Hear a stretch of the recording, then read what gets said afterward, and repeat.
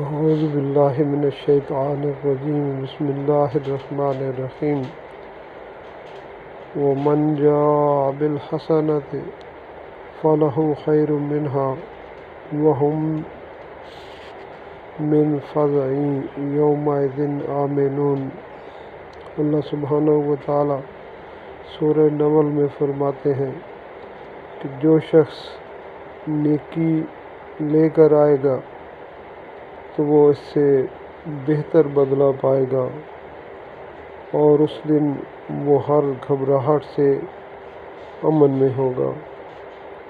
میرے بھائیوں، قیامت کا ہولناک دن صرف انہی لوگوں کو امن دے گا کہ جو نیکی لائیں گے۔